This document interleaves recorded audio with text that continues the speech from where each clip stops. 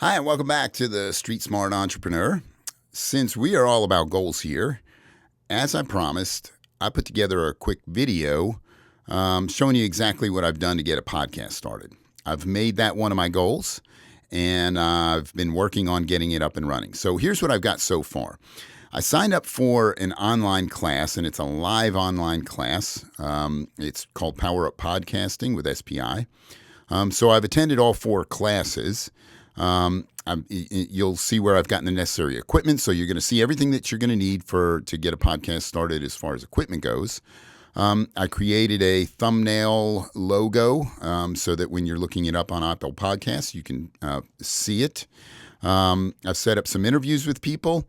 And then I've created some calls to action so that at the end of the podcast, people have a reason to go to the website and download something or sign up for my course. I actually reinvented what the podcast is going to be about, which is pretty interesting, and that's probably pretty common for a lot of people. I found out from this class that a lot of people want to create a podcast and they really aren't sure what they want it to be about. So I made a switch.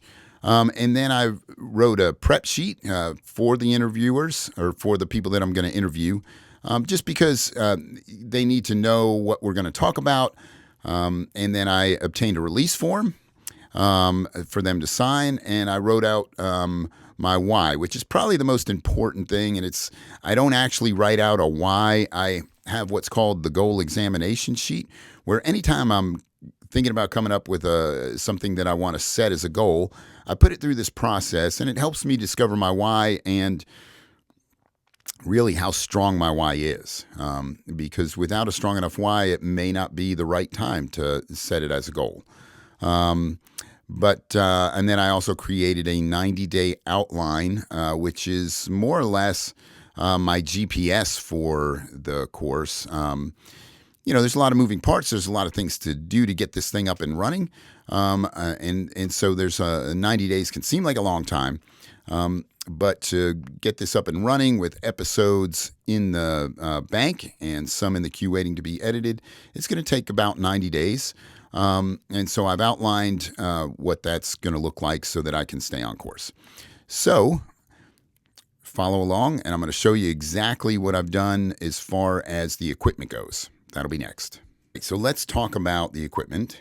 And here's a point that everybody makes when they talk about starting a podcast, is that the sound quality is absolutely 100% the most important thing.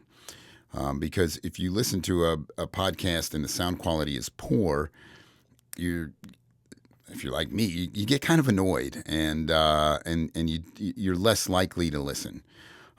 So you got to make sure that your sound quality is 100%.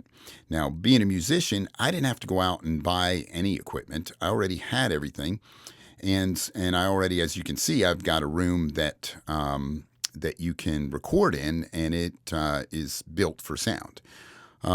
So I can use a condenser mic, which is what this is. A condenser mic is connected to the computer directly, which I will show you that in a second, through an interface. The advantage of a condenser mic is that it picks up sound from all different directions.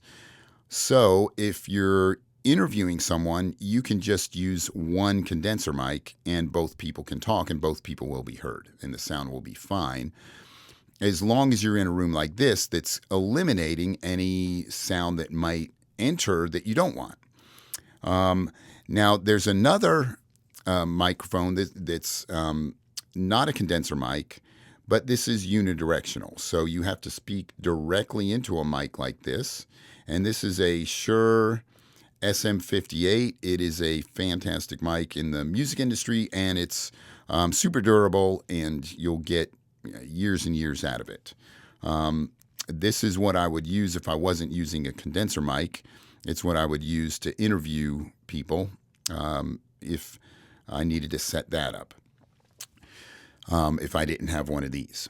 And so the other mic that you can use, last one that we'll cover, is this type of mic. Now, there's this I already had.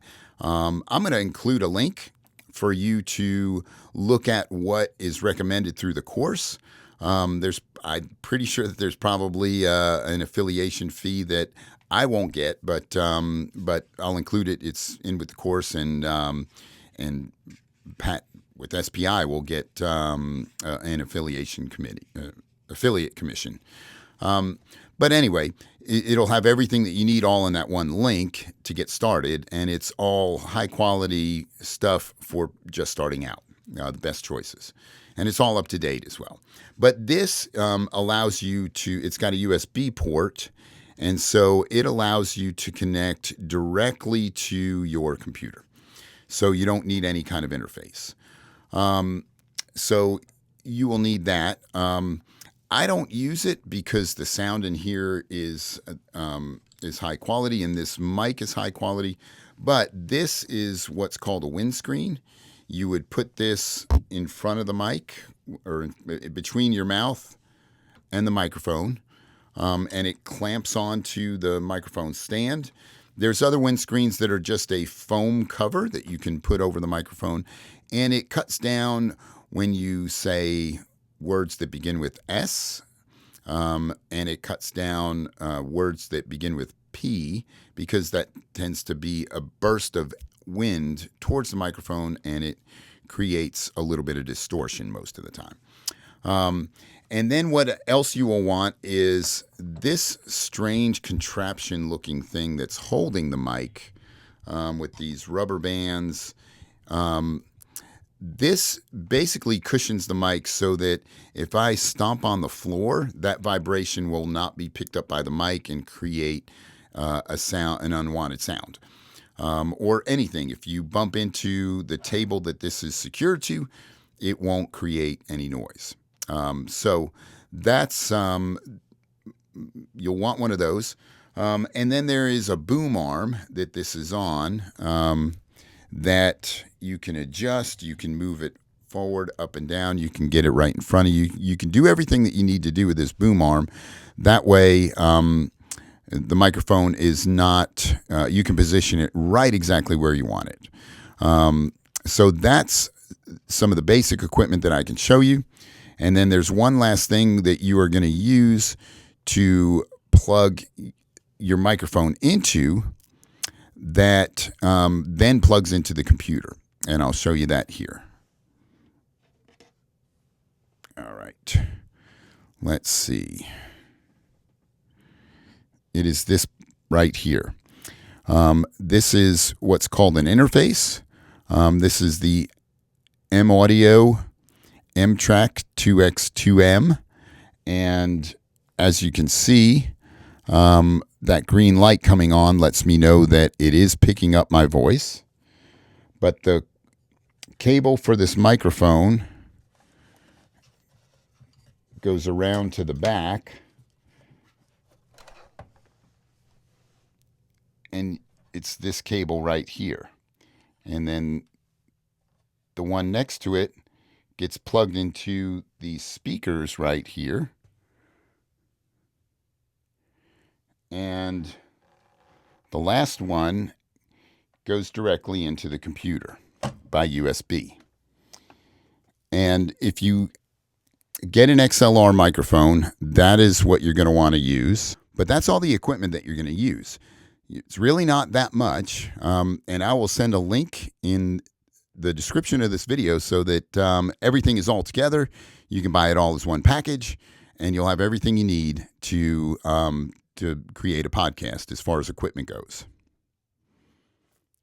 Okay, so I also want to let you know I did attend a class. I signed up for something called Power Up Podcasting, and it's an accelerator course. And what the accelerator means is that it's an online course, but even though I can take the classes at my leisure, we meet every week, and I have to have that week's homework done. So I got to watch those classes, and I have to complete the assignments so that when we meet, I've gotten all these assignments done. So there's about 100 people meeting every Tuesday. It's called Power Up Podcasting. It's through SPI. And I'll include a link to them. I think I have before, but I'll include it again so that if it is something you want to do, you can do it as well.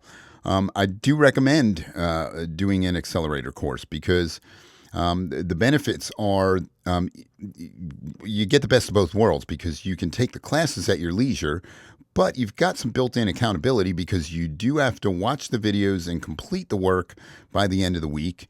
If you don't get something completed, I don't really know what they do about it. They don't kick you out of the class, but you have that motivation to get the work done every week and to stay up to task. And then the other nice thing is that it provides feedback to and from others through a community chat room so that we can kind of, spur one another on. But really, mainly, we help each other with ideas. You can get some feedback on your artwork that you created or get a little bit of inspiration. And then there's a guest on every week for the class that has created a podcast. They're guests that are at our level. They haven't been doing it forever. They're not Joe Rogan. But they're building their course, they're building their brand, and they've got a business that goes along with that. And they're a guest speaker, and they're answering questions and just sharing their story and what they've done. And then they might have a little bit of expertise in one area over another, maybe in video production and editing, or in marketing, or something like that. So I do recommend that class. All right. So one of the things that is not in the course that I'm taking, but is essential for any goal that you're going to set, is creating a timeline. And this is just an outline that is start to finish, everything that needs to take place in order for me to start without having any podcast experience whatsoever to launching a podcast in 90 days. So we start with this box in the bottom right-hand corner, podcast launch, and that is 11/27. I know that probably looks like 29 or 24, but that's a sloppy 7. So anyway, that's going to be my launch date. And so I work backwards from there. And keep in mind that doing this is essential, but don't get too bogged down and try to figure out every detail because you can't. Goal setting is essentially trying to predict the future. None of us can do that. So there's a date out there when we would like the future to include this in our lives, but you can't really predict what's going to happen in between. And it's especially important to remember when something like this, I've never done this before, so I have to learn how to do it and then, make it manifest. So I don't really know what all is in between because I've never done it. I'm learning it and I have an idea of some big chunks that need to be in place to keep things moving forward. And that's essentially why this looks so simple and rudimentary. But again, this is a GPS. This is a starting point and the destination I want to be at, and a date when I want to get there. So keep in mind that this is just all the essential stuff that needs to happen in between now and then my estimation of when I think I'll be accomplishing these and getting these things in place. So if you start out with the very bottom right-hand corner, podcast launch 11/27, which I know that that 7 probably looks like a 9 or a 4 or something like that, but that's a 7. I've got to be live on Apple Podcasts, have 5 available episodes when I launch, and have 5 recorded so that I can keep the momentum going and upload a new episode every week. And then prior to that, leading up to that, is the box right on top of that, 11/1 to 11/27. I need to have a launch plan in place. I need to submit the episodes that are recorded. and pick a place where they're going to exist, and then submit those feeds to Apple Podcast and Spotify and wherever else I want it to be. And then I'll be doing some final interviews and some final editing to make sure I've got 5 episodes available upon launch. So that's what I need to do from November 1st to launch day. Back up, go to the left bottom box, and this is what's going to need to happen in the month of October. My plan is to do these interviews through Zoom, face-to-face, and there's going to be some solo episodes. So it's going to be a mix. So I need to be able to, if it interview needs to happen through Zoom, I've got to have that set up where I know how to do it. Same with recording face-to-face and recording solo. So that's what's got to happen in October. And then, of course, keep up with the Power Up Podcasting coursework. And then the month of September, which now is almost over, and I've just about completed most of these. It says to start the PUP Accelerator course, which I've already started that, and we're on week 4 at this point. The equipment, I already have it, but I did need to test it for podcasting and make sure that I've got a system down. And then record the welcome episode, which I still have yet to do. And then create the thumbnail and the description, which I've done that. And reach out and set up interviews, which I've done that. So I'm really excited about some of the interviews that I've got coming up. Some of them are people that I know well. They're great business folks, and some of them are people that I barely know, but I'm excited about getting to know them because I know that they have had an impact in the community as a business person. So anyway, this step is really important because, like I said, it is the GPS that is keeping me on track to make sure that I'm getting the things done, the big chunks. Now, there's a lot of other little details that need to get done that aren't on here, but these are the things that if these aren't done, I can't move forward without them. Okay, so one of the things that is recommended is to write out your why you're creating a podcast.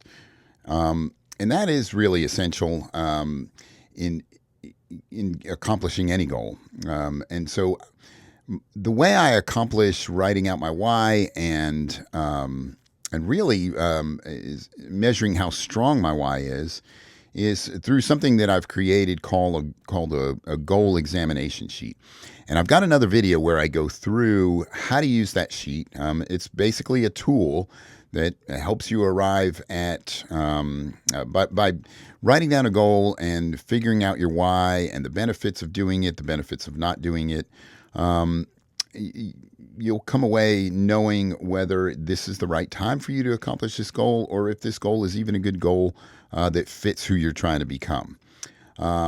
But go to that other video. I'll include a link in the description that will help you. That you can watch that video, and it helps you arrive at whether you should be starting a podcast or not. That's probably the most important thing to do before any goal is really take the time to examine whether this is the right time for that or not.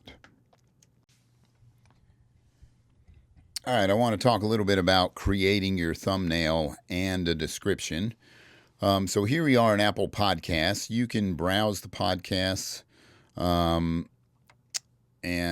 one of the things that you can do is you can browse by category. And so when you click on the search, it gives you these categories. And let's just say we're going to look for something in business. So you click on that, and then it will help you narrow it down a little bit more. So we'll say entrepreneurship, and it will show you even more. Now, that's just basically how this works. But the thing to take notice of is that these are the thumbnails that you're going to be creating. So this is a good source to look and to see what appeals to you, and also what you can read by looking at a small thumbnail like this, and it's probably going to be even smaller for most people because they're going to be looking at it on their phone, so it's probably going to be a quarter of this size. So, you got something like this. It's really simple, and you can see the words very easily. Most of the thumbnails are probably going to be more like this. So outside of the Prof G Pod, I can't read those words underneath. So just something to keep in mind. This is real AF. And then you can't read these other words that are written right there. So keep that in mind, that if you're going to stress one thing, you have one space to stress one thing of what your podcast is about. So if you're not somebody famous, and people aren't going to recognize your face or your name, then it's probably a good idea to sum up what your podcast is about in 2 words. So when you're, trying to put together a thumbnail, it's good to take a look at these. Let's just say we want something, we want to narrow it down even more. So we're going to say locally owned businesses. So this Financial Advisor Success Podcast, this right here is the description that you're going to write. So if you click on that, here's the description. Now, the description is there to tell people what the podcast is about. I'm going to tell you right now, most people are never going to read this because the nature of a podcast is to listen to it. So it's better to have a welcome episode that's about 5 minutes long. But this is still important to do because of 2 reasons. One, when you're writing what this is about, you're basically writing an outline for your welcome podcast.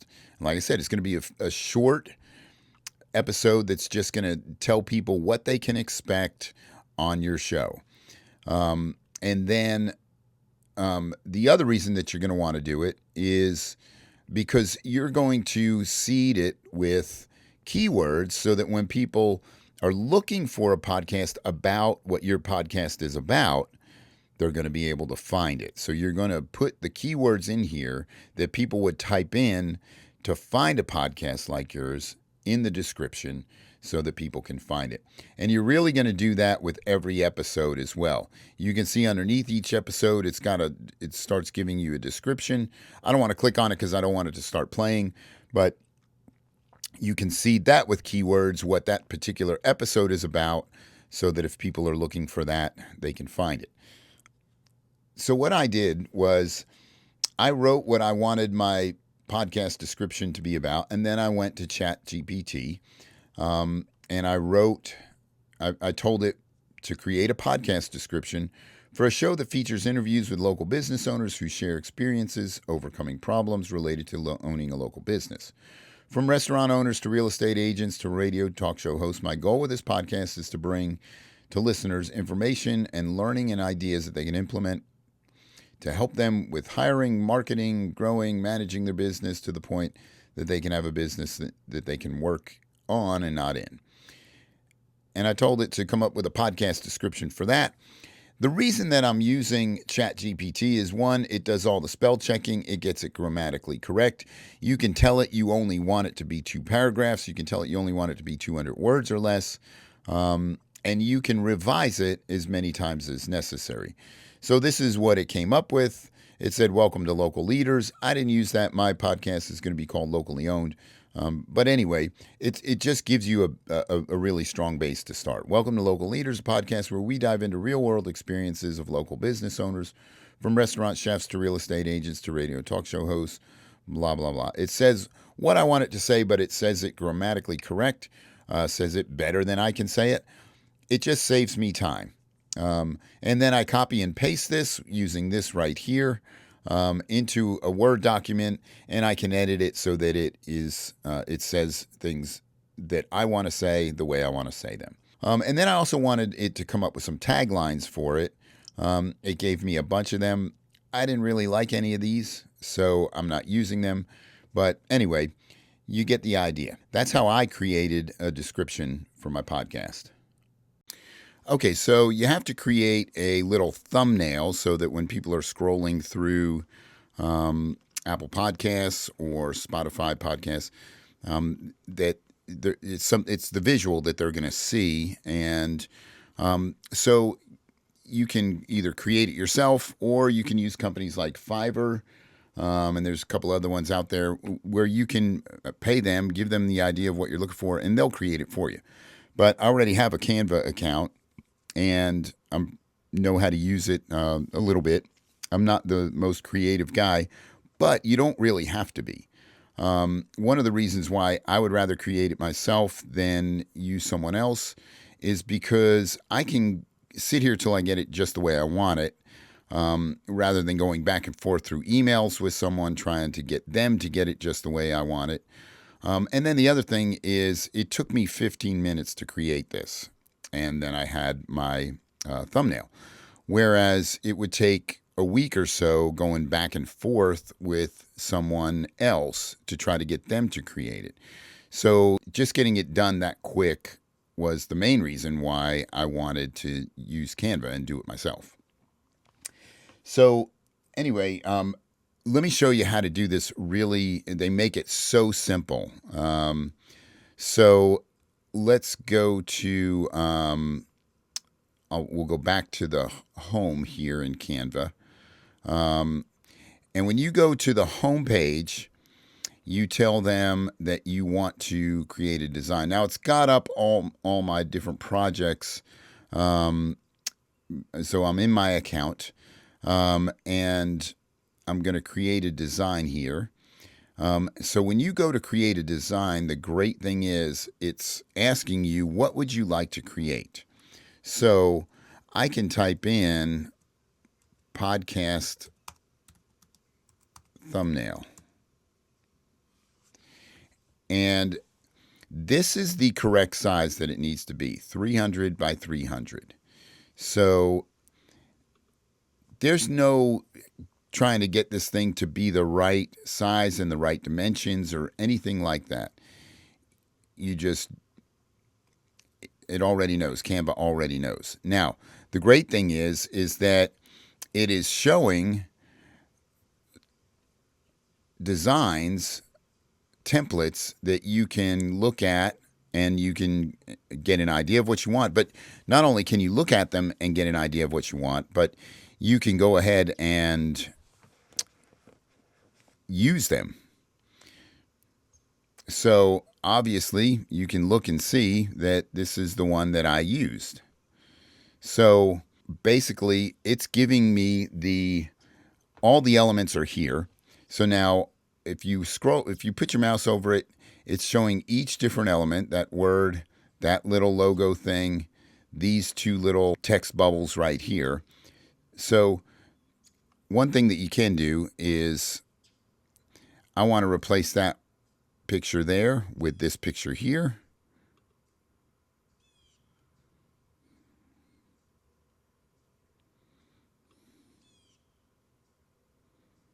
So I can just do that.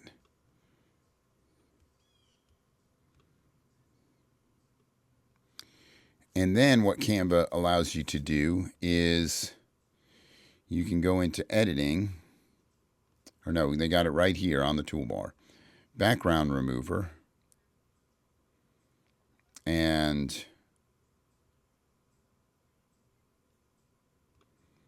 so I can remove that. I can take this, get her out of the way. Sometimes some of these templates, you can just click on it and it will replace it for you with the background removed. So now I've got the background removed, and I don't think I like these text bubbles here.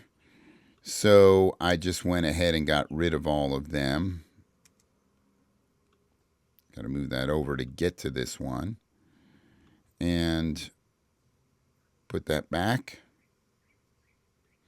And then I just went and changed these to locally, this one. So that's a little bit too big, so I can start adjusting it so that it all fits. I like that. And then this little guy right here, I decided to replace that with something else. So you go into the elements here, and it has all kinds of different little things that you can pick from. Since she was a doctor, it has a little heartbeat, but I thought this was more fitting for locally owned. It looks like a GPS on a map. So I'm going to use that. I'm going to get rid of this. And the circle that's there. And I'm just going to put this in its place. Scroll it down a little bit. And that's done. Now, I don't know why I've got two of those, but so if you don't like the color of that, if you want the color to be something else, I could change it to red. I could change it to brown. It can be any color you want. I think I changed it back to white. I like that. And then for the text that I use, you just come over to your text button right here, hit that, and you can create a heading, a subheading, or the body of the text. And so just click on this. I think I put real people. And then I clicked on it again. Real stories.